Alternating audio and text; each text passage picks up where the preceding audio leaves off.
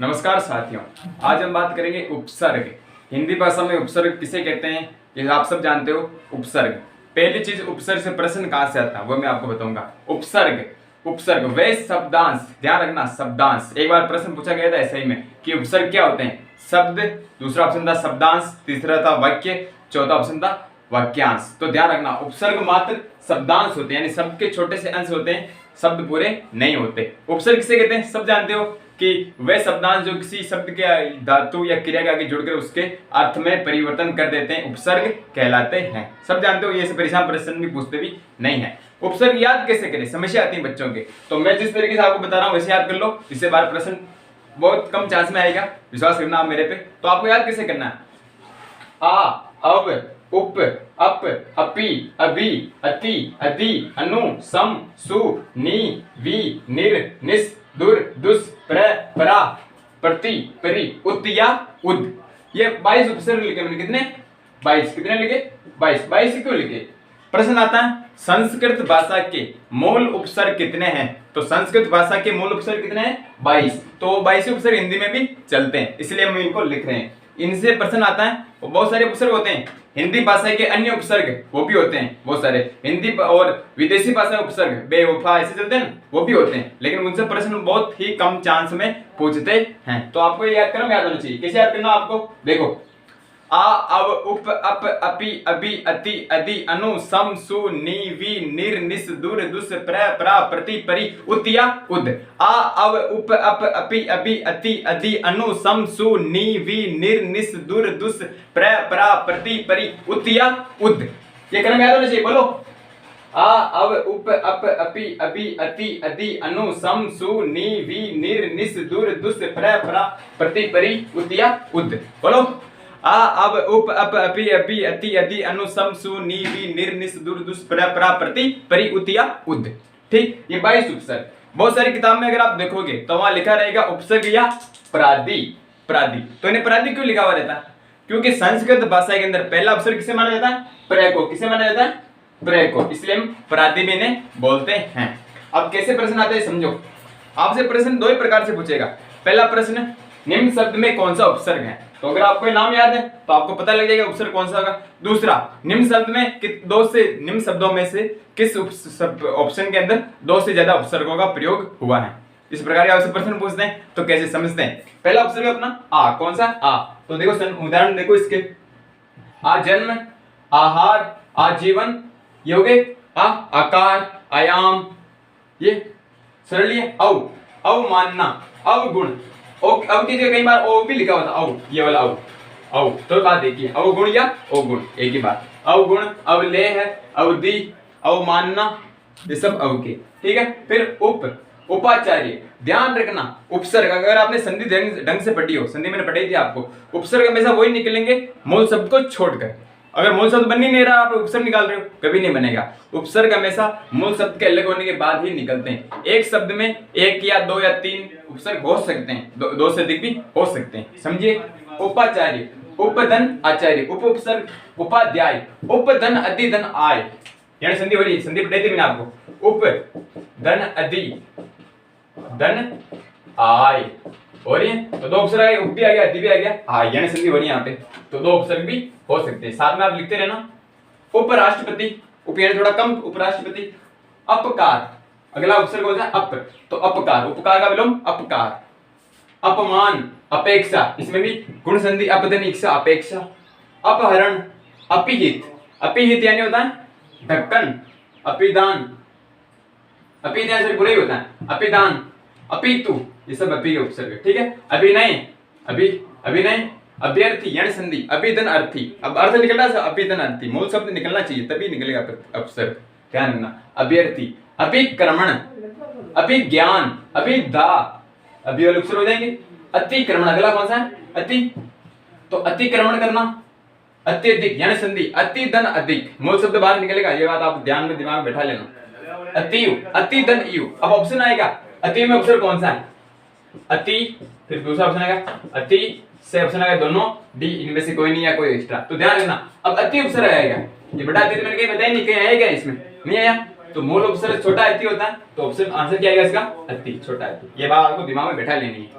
अतिरिक्त, अतिदन रिक्त, अति उपसर्ग, अधिकरण, अगला उपसर्ग अधि, अधिकरण, अधिनियम, अध्यक्ष, इसमें भी अधि उपसर्ग है, अधिधन अक्ष, यानी संधि याद करो, अधिधन अक्ष अध्यक्ष, अधीक्षण, अब इसमें बड़ा अधि दे रखा है तो आपको ध्यान रखना, बड़ा अधि में लिखा ही नहीं, अधिदेय लिखा है मैंने, तो अधीक्षण, अध्ययन, अधिधन अयन, अधिधन अयन, यण संधि, अधित्यका, अधिधन त्यका, अधित्यका उपत्यका, एकल शब्द में आपको बताऊंगा, अधित्यका, अधीक्षक, अधिधन इक्षक, बड़े ई की मात्रा आएगी तो इसमें अधि उपसर्ग आएगा, ठीक है। अनुकरण, अगला है अनु, अनुकरण, किसी के देखे देख काम करना, देख के काम करना, अनुकरण, अनुकूल, अनुज, छोटे भाई को बोलते हैं अनुज, अनुवाद, अनुसार, अन्वय, पूछा हुआ अन्वय में कौन सा उपसर्ग होगा, बच्चे कहते हैं अन तो उपसर्ग नहीं होगा, अनुदन अय होगा, यण संधि, अनुदन अय, उ का अव्यय बनेगा तो अन्वय, अनुदित, अनुदन उदित, अब छोटा अनु उ की मात्रा छोटी आती है तो छोटी उ के निकलेगा इससे, तो अनुदन उदित, अनुदित यानी अनु उपसर्ग।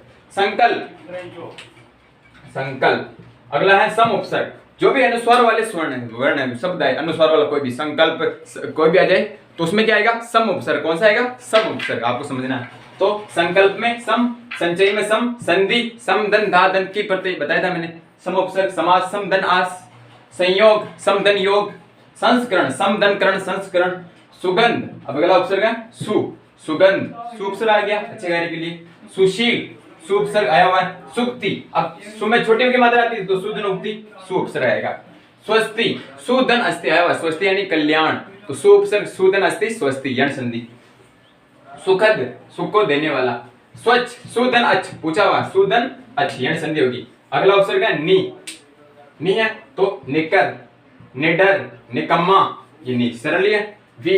विजय, विदेश, व्यू है, पूछा हुआ वीधन उ है, व्यू है ना। व्यास, वीधन आस, व्यस्त, वीधन अस्त, वी उपसर्ग हो गया। अगला है निर, निर में हलन दारा निर, तो निरपराध, निर्धन अपराध, शब्द शुद्धि बहुत बार पूछते, निरपराधी, निरापराध, निरापराध नहीं होता, निर्धन अपराध, क्योंकि निर तो आधार है तो निरपराध। निर्भय, रे ऊपर आ रहा, ऊपर वाला आधार है, ऊपर आता हमेशा, बताया था मैंने, निर्भय।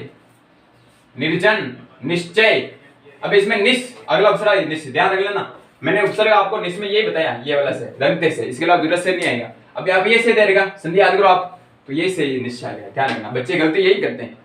निश्चय, निश्चल, निश उपसर्ग आएगा, निष्काम, निश आएगा, निःशुल्क, निश आएगा, दुराशा, अगला उपसर्ग क्या है, दुर, तो दुर्धन आशा, दुर उपसर्ग, दुराशा, दुराचार, दुर्धन आचार, दुरात्मा, दुर्धन आत्मा, दुश्चिंत, वापस दुष् वाला लिख दिया मैंने, ये आ गया दुश्चिंत, ठीक है। दुस्शासन, दुष् आ गया, दुष्कर्म, ये भी से आता है, दुष्चरित्र से आता है, दुष् वाला, ठीक है।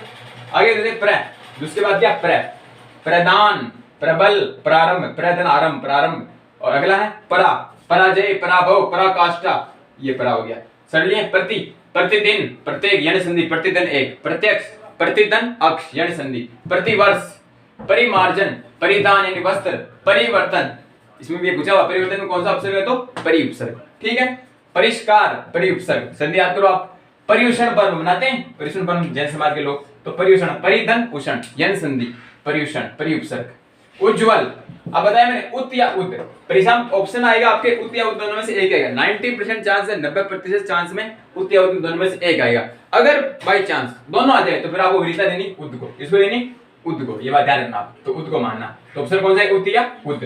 बात करते हैं उज्ज्वल, उद्दन ज्वल, संधि याद करो, उद्योग, उद्दन योग, उद्गम, उच्चारण, उद्दन चारण, उत्तम, उद्दंतम, उत्पन्न, इन्हें पूछा गया है, ये उपसर्ग है, ठीक है। मैंने आपको एक बात बताई कि एक शब्द में दो से ज्यादा उपसर्ग हो भी सकते हैं, ऐसे प्रश्न पूछे गए बहुत बार, इस बार ऐसे 2011 में आया था, अप्रत्याशित में मूल शब्द क्या होगा, तो आपको ज्ञान होना चाहिए इस बात का। जैसे ये अप्रत्याशित, तो अ उपसर्ग आ रहा, प्रति उपसर्ग आ रहा, आसादन ईत, याद यण संधि हो रही प्रत्याशा में, तो आसादन ईत, छोटी ई की मात्रा, तो मूल शब्द क्या होगा इसमें, आशा, ऐसे 2011 पेपर उठाई देख लेना, उसमें आया था, तो अदन, प्रतिदन, आसादन ईत, मूल शब्द क्या, आशा। इसी प्रकार उपाध्याय, ये भी आया हुआ, उपदन, अधिदन, आ, यण संधि हो रही है, उप उपसर्ग आ रहा, अधि उपसर्ग आ रहा, आय भी आ रहा, उप अधि आय, मूल शब्द क्या है इसमें, आय। व्यभिचार, विधन अभिधन चार, विधन अभिधन चार, व्यभिचार, मूल शब्द क्या, चार, दो उपसर्ग आ गए। व्याकरण, बहुत बार पूछा गया व्याकरण, विधन आदन क्रीधन अन, मूल शब्द, मूल धातु क्या है इसमें, क्री, और अगर हम दोनों जोड़ दें तो मूल शब्द क्या हो जाएगा, करण, क्या हो जाएगा, करण, ध्यान रखना। तो वी और आ दो उपसर्ग है, ठीक है। दुर्व्यवहार, दुर उपसर्ग, विधन आहार, यानी संधि, तो दूर उपसर्ग भी है, वी उपसर्ग भी है। दुराचार, दूरदन आदन चार, दो उपसर्ग दूर और आ, तो मूल शब्द चार। प्रादुर्भाव पूछा हुआ, प्रदन आदन दूरदन भाव को कितने उपसर्ग, देखो 3 आ गए, प्र आ दूर 3 उपसर्ग है। पर्यावरण, परिधन आदन विरिधन अन, विरि अन को बोलेंगे वर्ण, तो मूल शब्द क्या हो गया, वर्ण होता है या विरि धातु होती, तो परिधन आदन विरिधन अन। ये उपसर्ग आपको ऐसे ही पढ़ना, माता पसीने की नहीं, वो विदेशी उपसर्ग से बहुत कम चांस प्रश्न पूछते हैं। और रही बात उपसर्ग, आपको तभी समझ में आएंगे, तभी याद रहेंगे जब आपको संधि अच्छी तरह से आती होगी। इसके बाद में बताऊंगा समास, तो समास में चलेगा अब ये भी भाव समास, तो वहां एक यही उपसर्ग रिपीट होंगे, तो आपको ये क्रम आपको याद होना चाहिए, और मेरे हिसाब से आपके लिए लाभदायी रहेगा। धन्यवाद।